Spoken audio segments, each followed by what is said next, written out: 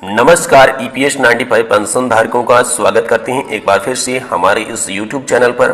दोस्तों, पेंशन धारकों के लिए इस समय की बहुत ही बड़ी खबर यहाँ पर केंद्रीय मंत्रिमंडल की बैठक को लेकर निकल कर आ चुकी है। पेंशन बढ़ोतरी के बड़े फैसले पर यहाँ पर पीएम मोदी की सरकार ने बड़ी बैठक की है और बैठक में आप सभी के लिए बड़े निर्णय निकल कर सामने आए हैं, जिसमें दोस्तों लगातार कर रही मांग 7,500 प्लस डीए और फ्री मेडिकल को लेकर विशेष रूप से चर्चा आप सभी के लिए यहाँ पर हुई है और आप सभी के लिए यहाँ पर बड़ा फैसला निकलकर सामने आ चुका है। तो दोस्तों, आप सभी के लिए क्या पेंशन बढ़ोतरी से रिलेटेड क्या बड़ी खबर निकलकर आई है और साथ ही साथ में ईपीएफओ ने आप सभी के लिए पेंशन को 3 भागों में डिवाइड किया है। जी हाँ दोस्तों, पेंशन वितरण कार्यक्रम के तहत आप सभी को 3 भागों में पेंशन बढ़ोतरी का फायदा भी मिलेगा। इसको लेकर भी यहाँ पर बड़ी खबर है। साथ ही साथ सुप्रीम कोर्ट का जो ऑर्डर था उसे भी लेकर यहाँ पर बड़ी खबर निकलकर सामने आ चुकी है। तो दोस्तों, एक एक जानकारी हम आपको विस्तार से बताने वाले हैं, इसलिए दोस्तों आप इस वीडियो को लास्ट तक जरूर देखिए, क्योंकि दोस्तों जब आप वीडियो को लास्ट तक देखेंगे तो ही आपको पूरा मामला क्या है समझ में आ पाएगा,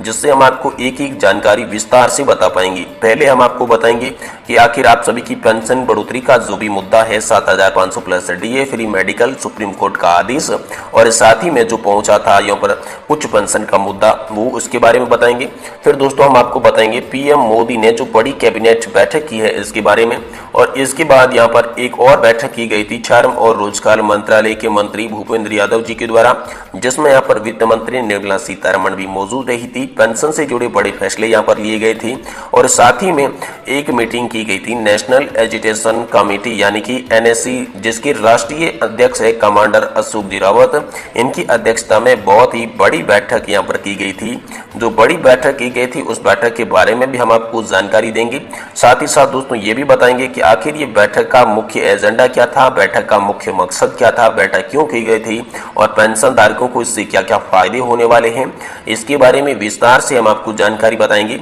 लेकिन इसके लिए दोस्तों आपको वीडियो को लास्ट तक देखना होगा। अगर आप आधी अधूरी वीडियो देखते हैं तो आपको कोई भी जानकारी सही से पता नहीं चल पाएगी, इसलिए आप वीडियो को लास्ट तक देखें। और अगर आप पेंशन धारक नहीं है तो दोस्तों वीडियो को छोड़कर अभी से चले जाए, क्योंकि ये वीडियो विशेषकर पेंशन धारकों के लिए बनाया गया है। ईपीएस 95 पेंशन धारक जो भी है, देश के जो राज्य कर्मचारी है, सरकारी कर्मचारी है या फिर अनऑर्गेनाइज सेक्टर में जो काम करते हैं, मजदूर हैं, वर्कर हैं, उनके लिए ये वीडियो बहुत ही इंपॉर्टेंट है, क्योंकि उनकी पेंशन से रिलेटेड बहुत ही बड़ी खबर निकलकर सामने आ चुकी है। तो चलिए दोस्तों आपको विस्तार से बताते हैं, आपका ज्यादा टाइम नहीं लेंगे तो शुरुआत करते हैं आज की बड़ी खबर की और आपको बता दें कि आखिर मुद्दा कैसे यहाँ पर पहुंचा था भारत सरकार के पास, जिसके बाद यहाँ पर भारत सरकार ने आप सभी की पेंशन पर बड़े एक्शन लिए हैं। तो सबसे पहले नेशनल एजुकेशन कमेटी के द्वारा बड़ी मीटिंग्स की गई। मीटिंग्स के अंदर आप सभी की पेंशन बढ़ोतरी की 4 सूत्रीय मांगों को रखा गया, जिसमें आप सभी की पेंशन बढ़ोतरी 7,500 प्लस डीए फ्री मेडिकल सुविधा जो पति और पत्नी दोनों को मिलनी चाहिए उसके बारे में भी मांग की गई थी। साथ ही में हायर पेंशन के ऑप्शन और सुप्रीम कोर्ट का जो ऑर्डर आया था एक्चुअल बेसिक सैलरी के आधार पर जो भी यहाँ पर आप सभी को पेंशन मिलनी चाहिए उसके लिए यहाँ पर 4 सूत्रीय मांगे रखी गई। दोस्तों सिर्फ यही मीटिंग आप सभी के लिए नहीं हुई, इससे पहले भी आप सभी के लिए बहुत ही बड़ी बड़ी मीटिंग से हो चुकी है, जिसमें आप सभी को यहाँ पर पिछली बार जो कमांडर अशोक जी रावत 2 बार माननीय प्रधानमंत्री नरेंद्र मोदी जी से मिले थे, तो उसके बारे में यहाँ पर प्रधानमंत्री जी को आश्वासन दिया गया, प्रधानमंत्री जी को ज्ञापन सौंपा गया कि प्रधानमंत्री जी आप अपना वादा भूल गए हैं। आपने वादा किया था कि जल्द से जल्द पेंशन धारकों की जो मांगे हैं वो पूरी करवाई जाएगी। तो एक बार फिर से प्रधानमंत्री जी से निवेदन था, यहाँ पर ज्ञापन दिया गया था कि जल्द से जल्द पेंशन धारकों के लिए कुछ एक्शन लिया जाए, पेंशन धारकों की पेंशन बढ़ोतरी के बारे में कुछ सोचा जाए। तो इसी को देखते यहाँ पर नरेंद्र मोदी की सरकार ने अचानक जो कैबिनेट बैठक बुलाई और कैबिनेट बैठक में आप सभी ईपीएस 95 पेंशन धारकों के लिए बड़े फैसले किए गए, जिसमें ईपीएफ के जो नियम है उसमें भी आप सभी के लिए यहाँ पर बदलाव का फैसला हुआ है। आपकी जो सैलरी लिमिट है उसमें भी बढ़ोतरी की गई है, इजाफा किया गया है और कर्मचारी भविष्य निधि संगठन के जो भी खाता धारक है उसकी जो सैलरी और पेंशन है वो दोस्तों आपके पीएफ खाते में कब आएगी, कितनी आएगी, कैसे आएगी, इसके बारे में भी इस मीटिंग के अंदर बड़े फैसले लिए गए। तो चलिए हम बताते हैं कि आखिर मीटिंग के अंदर क्या क्या बातचीत की गई और मीटिंग के अंदर आप सभी की पेंशन बढ़ोतरी को लेकर क्या बड़े फायदे लिए गए, क्या बड़े फैसले लिए गए। तो दोस्तों सबसे बड़ा मुद्दा था कि आप सभी की पेंशन 7,500 प्लस डीए की जाए। इसको लेकर यहाँ पर पीएम मोदी की कैबिनेट बैठक के अंदर बड़ी चर्चा की गई। चर्चा के बाद दोस्तों इसका निर्णय ये निकल कर आया कि जिन लोगों ने एक्चुअल बेसिक सैलरी के आधार पर या फिर जो 15,000 रुपए की सैलरी लिमिट है उसके आधार पर योगदान किया है, उन्हें जायज मांग है 7,500 प्लस डीए उन्हें देनी चाहिए। इसको लेकर जल्द से जल्द आदेश पारित किया जाए, ऐसा फैसला यहाँ पर कैबिनेट बैठक से निकल कर आया। साथ ही साथ दूसरा जो फैसला था वो डीए को लेकर था और मेडिकल अलाउंस को लेकर था। तो डीए बढ़ोतरी सरकार ने कर दी है। डीए बढ़ोतरी अब आप सभी को 42% मिल रही है और अब सरकार ने यह फैसला किया है कि 46% डीए आपको मिल सकता है। जी हाँ, 46 के बाद आप सभी का जो डीए है वो 0% किया जाएगा, क्योंकि 50% हो जाता है आप सभी का डीए, जिसके बाद आप सभी का जो डीए है वो सैलरी में जोड़ दिया जाता है। तो एक बार फिर से आप सभी को डीए बढ़ोतरी देखने को मिल सकती है। और मुख्य जो मांग थी, जो मेडिकल फैसिलिटी थी, पति और पत्नी दोनों को चिकित्सा सुविधा बेहतर मुहैया करानी जाए, इसको लेकर यहाँ पर बड़ा चिंतन मंथन और विचार किया गया,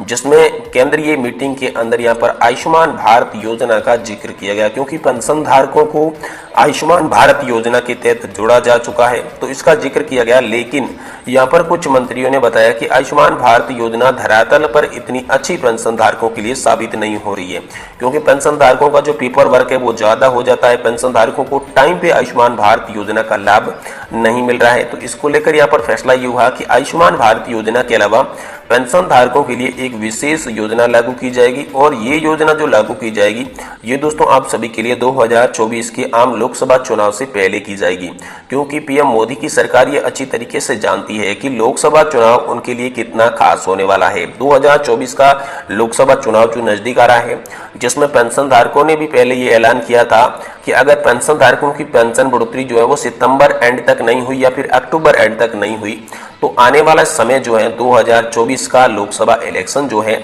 उसके अंदर यहाँ पर बीजेपी पार्टी का बहिष्कार किया जाएगा, सरकार का बहिष्कार करके पेंशन धारक विपक्ष को वोट देंगे, ऐसा यहाँ पर पेंशन धारकों ने आह्वान किया था। यहाँ पर एक इंटरव्यू को दौरान कमांडर अशोक जी रावत ने भी साफ साफ बता दिया था कि 2024 के चुनाव में यहाँ पर सरकार को बहुत ही बड़ा खामियाजा भुगतना पड़ सकता है, अगर यहाँ पर पेंशन धारकों की मांगे जो हैं वो सरकार मंजूर नहीं करती है। तो पेंशन धारकों की मांगों को लेकर अनेक प्रकार के आंदोलन किए गए, जिसमें जिक्र यही था कि 2024 का चुनाव पेंशन धारकों के लिए भी खास है और सरकार के लिए भी खास है। सरकार 2024 के चुनाव में अगर अच्छे वादे करती है और पेंशन धारकों को सही पेंशन प्रोवाइड करवाती है, तो पेंशन धारक वाकई में खुश होकर बीजेपी सरकार को वोट देंगे। लेकिन अगर पेंशन धारक इनके वादों पर ध्यान नहीं देती है, इनके बारे में कुछ सोचती नहीं है, तो पेंशन धारकों ने आह्वान कर दिया है कि 2024 का चुनाव जो है उसके अंदर हम वोट उसी को देंगे जो पेंशन का काम करेगा, ऐसा ऐलान यहाँ पर पेंशन धारकों के द्वारा किया गया है। वहीं दोस्तों 2023 के एंड तक आते आते बहुत सारे चुनाव भी होने वाले हैं राज्यसभा की,